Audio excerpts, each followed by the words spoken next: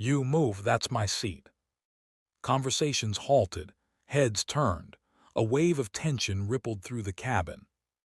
Ethan Caldwell lifted his gaze from the safety brochure he hadn't really been reading. Though dressed casually in a dark hoodie, clean sneakers, and a simple wristwatch, his posture carried an unshakable calm, the kind of quiet authority that didn't beg for attention. Yet Veronica didn't see that. She saw a young man she assumed was beneath her, someone who didn't belong. "This is 3A," Ethan said calmly, showing his boarding pass. Veronica's laugh was sharp enough to pierce skin. "Please, you in business class, don't make me laugh." She leaned closer, her perfume sharp and suffocating. "Stand up before I embarrass you further." Passengers shifted uncomfortably. Some were already recording, others looking away as if silence could protect them from sharing the shame. Ethan held her gaze, still collected. "Ma'am, the seat is mine." Veronica crossed her arms, lips curled in disgust. "You must have printed the wrong ticket. People like you make these mistakes all the time." The flight attendant, a young woman no older than 25, approached nervously. "Is everything okay here?" "No," Veronica snapped. "Remove him, now. I paid for this seat, and I refuse to sit next to someone who can't afford a proper shirt." She looked Ethan up and down as if assessing dirt on her shoes. "I know the airline owner personally. I'll have your job if you don't listen."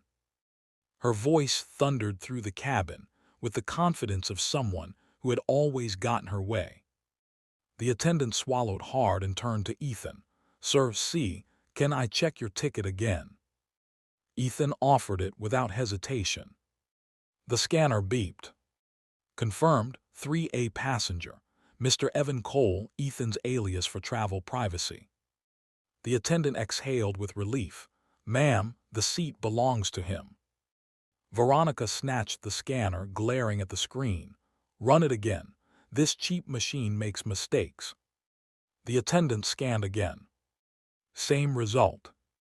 Passengers whispered, some smirked, some sympathized. But Veronica's fury only grew. "You incompetent child," she barked.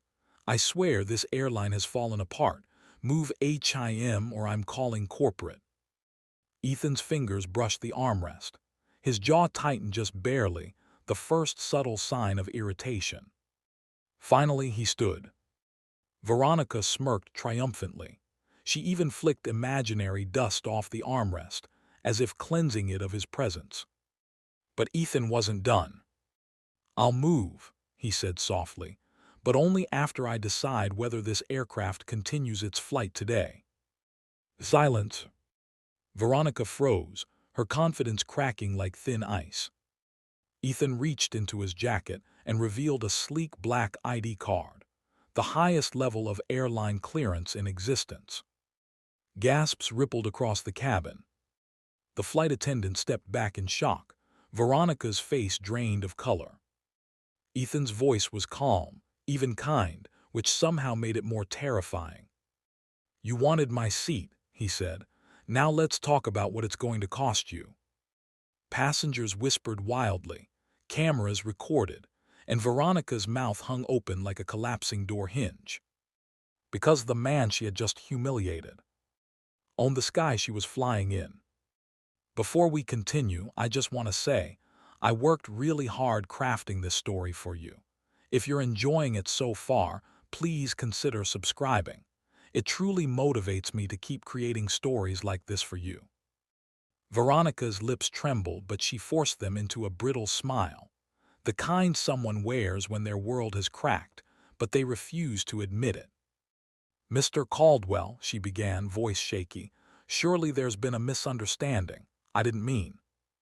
"You meant exactly what you said," Ethan replied calmly, "and that's the problem."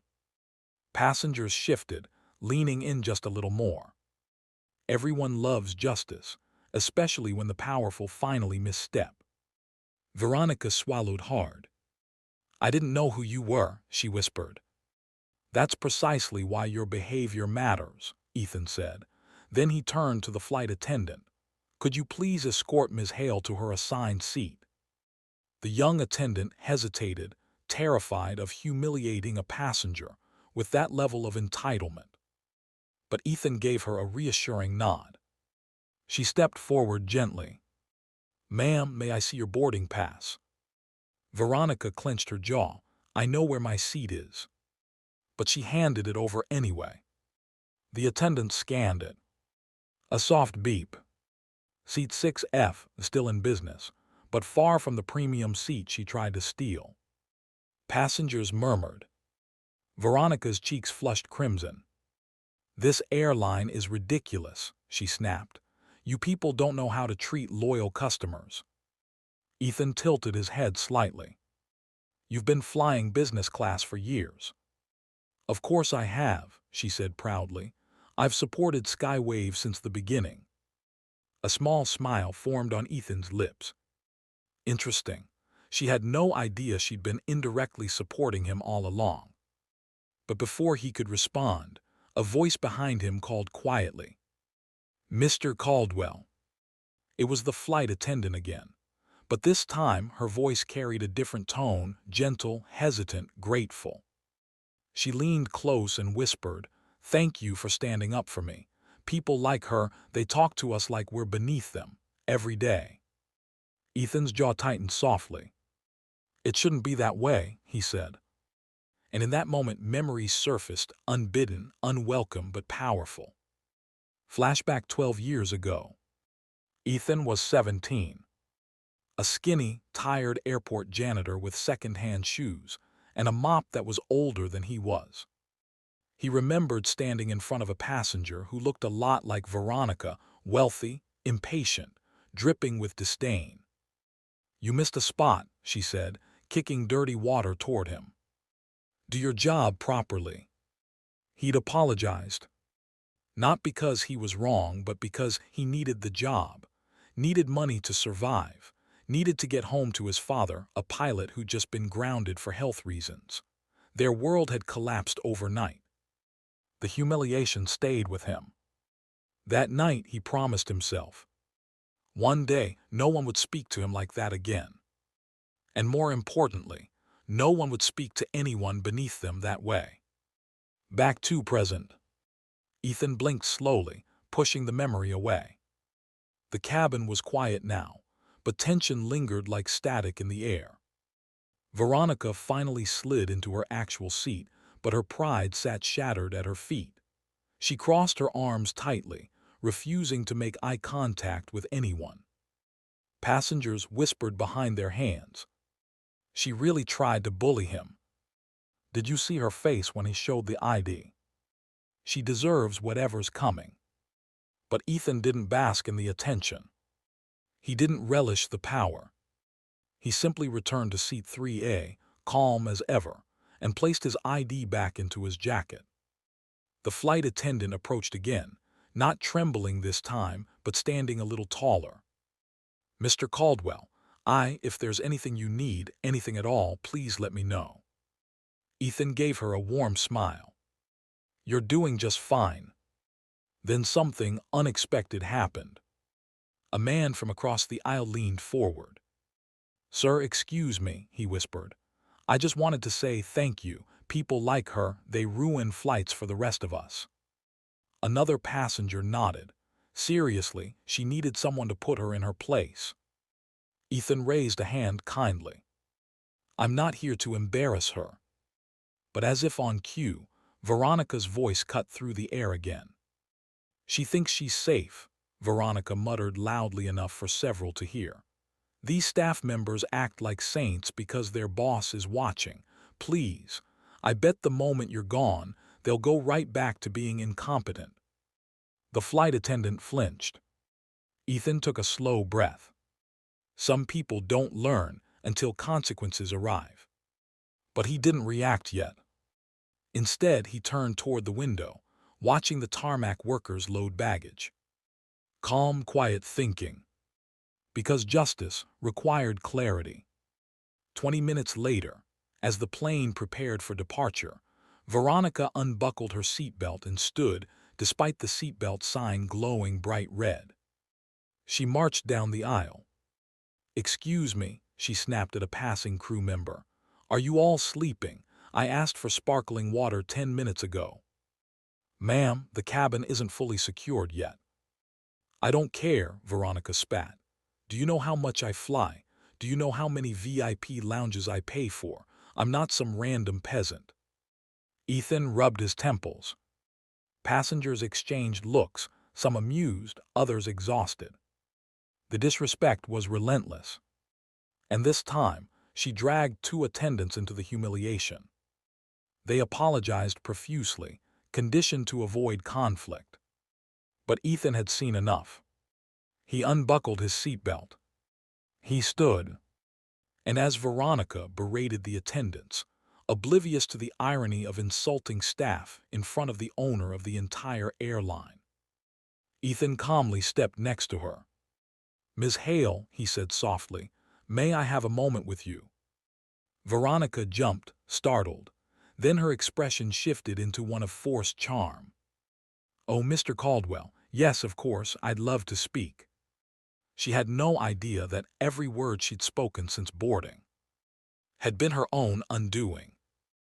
Ethan stood calmly in the aisle, hands loosely in his pockets, but everything about his posture radiated authority.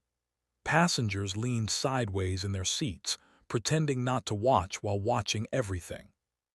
Veronica straightened her blouse, lifted her chin, and smiled in a way that tried too hard to mimic confidence. "Yes, Mr. Caldwell, you wanted to speak to me," she said sweetly, as if the last 30 minutes of humiliation were just an inconvenient memory she could erase with a fake smile. Ethan tilted his head. "I'd like to understand why you treated the staff the way you did." Veronica blinked. "Oh, please, don't tell me you're one of those overly sensitive CEO types. You must understand, customer service is everything. If the staff can't handle simple requests, how can an airline function?" One of the attendants shrank under her words, shoulders trembling. Ethan's voice lowered. "Is that how you speak to everyone, or only those you think can't defend themselves?" Her smile faltered. She hated being analyzed. "I speak the way I deserve to speak," she snapped. "If someone is beneath me, they should be grateful I even acknowledge them." The cabin went dead silent. Passengers exchanged looks, irritated, disgusted, fascinated. Ethan exhaled slowly, almost disappointed. "Ms. Hale, there's something you need to understand." But before he could continue, Veronica leaned closer, eyes calculating. "I'm willing to forget all of this," she whispered. "If you upgrade me, first-class suite, free. I mean, it's the least you can do after embarrassing me in front of everyone." He blinked. "You think you're the one who was embarrassed?" "Oh, absolutely." Her voice softened in a way that made the hairs on the back of Ethan's neck rise. "And I can see it now. You're young, handsome, powerful. A man like you shouldn't waste time defending nobodies." She swept her hand dismissively toward the staff. "You and I could get along very well." A collective gasp spread down the aisle. Ethan almost laughed, not because it was funny, but because the delusion was so profound. "Ms. Hale," he said, "you insulted my staff, tried to steal my seat, abused your supposed status, and threatened to get my employees fired." "And," she said, raising a brow. Ethan's voice turned colder than it had all day. "And you think flirting your way out of consequences is acceptable?" Her smile collapsed. Then she hissed quietly, "You'd be surprised how many men respond to power, Mr. Caldwell." "I respond to character," he said simply. Seeing that her charm strategy failed, Veronica's face hardened like granite. "Fine," she snapped. "If kindness doesn't work, maybe influence will." She pulled out her phone. Ethan watched her unlock it aggressively and dial someone with the confidence of a woman who always got her way. "Hi, Philip. Yes, it's me," she said loudly, ensuring everyone could hear. "I'm on a Skywave flight and the staff has been disrespecting me. I need you to call corporate. I want the cabin manager fired." The attendant gasped, eyes filling with tears. Veronica continued. And there's a man here calling himself the owner. Verify this. I think he's lying to intimidate me. A wave of murmurs spread through the cabin. Ethan remained perfectly still, but Veronica mistook his silence for uncertainty. I want consequences, Philip. Use your connections. Then she ended the call with a triumphant smirk. You're not the only one with power, Mr. Caldwell. Ethan studied her closely. Who is Philip? My fiancé, she said proudly. His father sits on the Aviation Regulatory Board. One message from him, and you'll regret treating me like this. Connections. Influence. Fear. This was her weapon. It had worked for her entire life. But this time, she picked the wrong battlefield. 10 minutes later, a flight supervisor approached the cabin hurriedly. The moment Veronica saw him, she smirked. Ah, finally someone competent. Fire the cabin manager and move me to first class. But the supervisor walked straight past her. He stopped in front of Ethan and bowed. Mr. Caldwell, I just received confirmation from headquarters. I apologize for the disturbance. Is everything all right? Veronica's smile dropped. Headquarters, she whispered. Why would headquarters contact you? The supervisor replied, without even looking at her. Because Mr. Caldwell is. I can introduce myself, Ethan said calmly. He faced Veronica, whose expression trembled on the edge of panic. I don't need your fiancé's influence, Ethan said. I own the airline he's trying to threaten. Passengers burst into whispers again. Veronica gasped. That can't be true. Ethan reached into his pocket and held up the ID once more. The supervisor looked directly at it and nodded. Yes, ma'am, he said to Veronica. This is the owner. The board, the operational branches, the regulators, they answer to him, not the other way around. Her legs weakened. She grabbed the edge of the seat for support. Passengers were filming now. This was justice unfolding in real time. Her voice cracked. Philip will fix this. No, Ethan said gently. Philip is about to learn that his influence means nothing when the truth comes to light. Veronica shook her head, chest rising rapidly with panic. You can't treat me this way, she sputtered. I'm a premium passenger, I fly often, I deserve. You deserve exactly what you've given the world, Ethan said softly. And today, that bill comes due. Just as Veronica opened her mouth to speak, her phone vibrated. She pulled it out with trembling hands. One glance and her lips parted in shock. Philip had texted her, stop, I just checked. You humiliated the owner of Skywave. I cannot protect you. My father cannot protect you. We are done. Veronica's face drained completely. Her fiancé, the man she depended on for power, had abandoned her in seconds. She sank slowly into her seat, staring at the message like it was the end of her world, because in many ways it was. Veronica Hale sat frozen in her seat, her phone still glowing with the breakup message that had detonated her confidence like a bomb. Her fiancé, her shield, her leverage, her source of power, had abandoned her at the exact moment she needed him most. Passengers whispered. Some pitied her. Most didn't. She had created this moment with her own hands. Yet Ethan, the man she had insulted, belittled, dismissed, simply stood there watching her. Not gloating, not smirking, just watching. Almost as if he were evaluating something deeper in her expression. After a long, painful silence, he finally spoke. Ms. Hale, are you all right? It was a genuine question. And that confused her more than the breakup message. She looked up with tear-glossed eyes. You're not going to destroy me. Ethan didn't respond immediately. Because truthfully, he wasn't sure. Veronica had crossed lines that shouldn't be crossed. She'd insulted innocent staff. She'd weaponized status. She tried to bully and manipulate her way through the world. But something in her expression, the crack in the armor, the shaking breath, the shrinking posture, hinted at something deeper than arrogance. Fear, humiliation, a lifetime of believing that being powerful meant being cruel. "Ms. Hale," he said softly, "I'm not here to destroy you. I'm here to hold you accountable." Her breath hitched. "No one has ever," she swallowed, "ever spoken to me like that." "Maybe that's why you act this way," Ethan murmured. The aircraft suddenly jolted. Lights flickered. A sharp metallic thud echoed through the cabin walls. Passengers gasped. The murmurs of drama instantly turned into whispers of fear. The captain's voice crackled overhead. "Ladies and gentlemen, we've detected a mechanical irregularity. Please remain seated and keep your seatbelts fastened."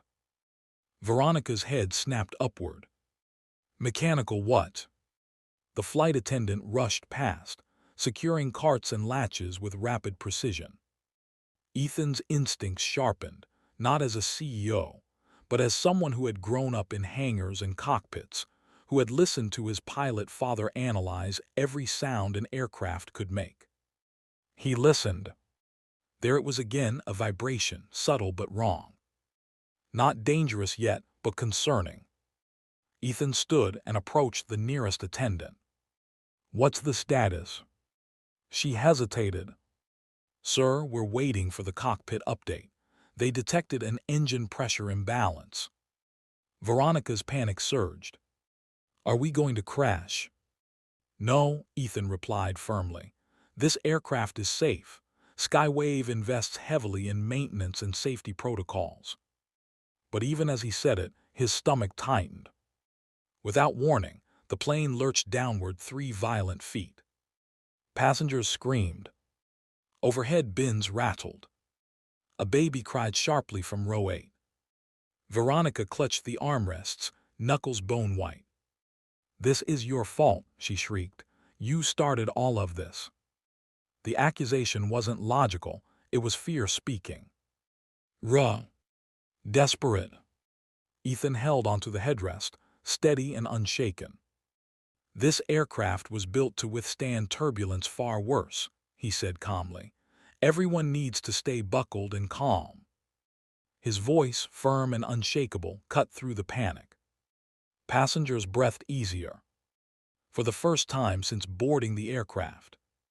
They looked at him, not as a billionaire or an owner, but as a leader. The captain himself stepped out, unusual during turbulence. He spotted Ethan immediately. "Mr. Caldwell," he said urgently, "may I speak to you privately?" Veronica's eyes widened.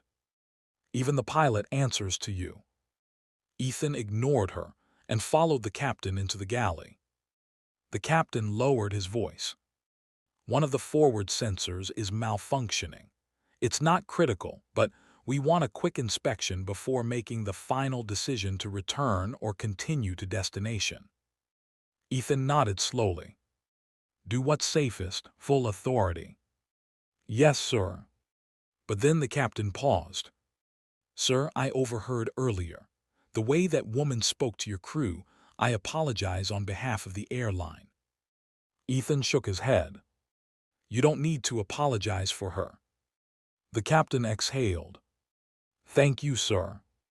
As Ethan returned to the cabin, Veronica was already standing again, despite the seatbelt sign, packing in absolute terror. The moment she saw Ethan, she rushed toward him. "Please," she cried. "I'm sorry, okay? I'm sorry for everything, just tell me we're safe." Ethan looked at her, really looked. The arrogance was gone. The entitlement was gone. The armor was gone. All that remained was a terrified human being. She slid into her seat and buried her face in her hands. "I can't handle planes," she whispered. "I always panic, every time. That's why I act like that. I try to control everything, everyone, because if I don't, I feel like I'm going to die." Ethan froze. This He did not expect. He took a slow step closer. "Why didn't you say that earlier?" he asked gently. "People don't care about fear," she said quietly. "They care about confidence, strength. If I show weakness, I become nothing." Her voice was trembling so violently, it barely sounded like her. "And Philip?" Ethan asked. She swallowed.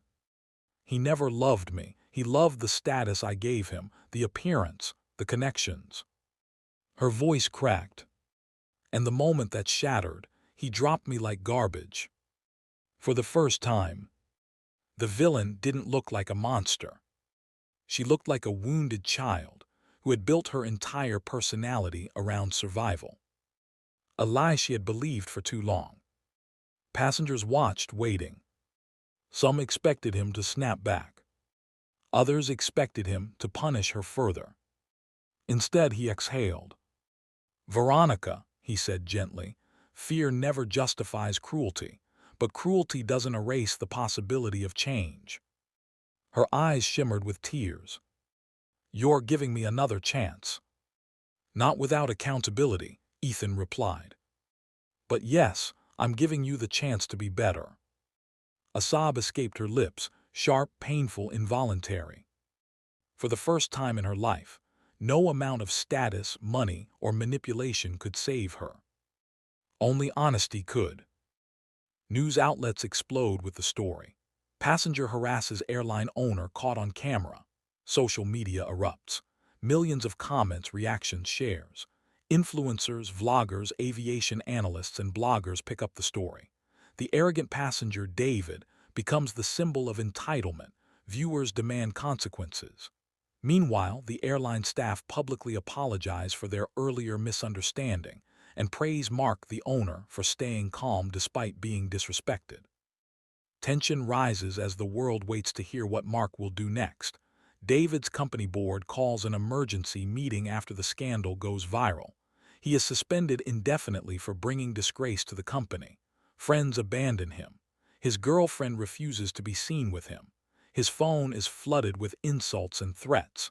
He tries to call Mark to apologize privately, but Mark doesn't answer. Mark holds an official press conference. The world expects him to destroy David with legal actions, permanent bans, or public humiliation. But instead, he says power doesn't come from belittling others. "I could destroy him, but that would make me no better." What happened on that plane is a lesson. Respect should never depend on status. He announces that David is banned from the airline for 1 year, not for life. His calm, compassionate decision shocks everyone. The audience praises Mark for handling the situation with grace and authority. David records a public apology video. He admits he let success blind him. He apologizes to Mark, the flight staff, and the passengers. He agrees to attend anger management and public decorum training. The video is awkward, painful, emotional, yet genuine. People begin to soften toward him, seeing a man humbled by consequences. Mark returns to the skis, boarding another flight. Passengers whisper respectfully, recognizing him, but this time with admiration. He sits in his rightful first-class seat, looking out the window.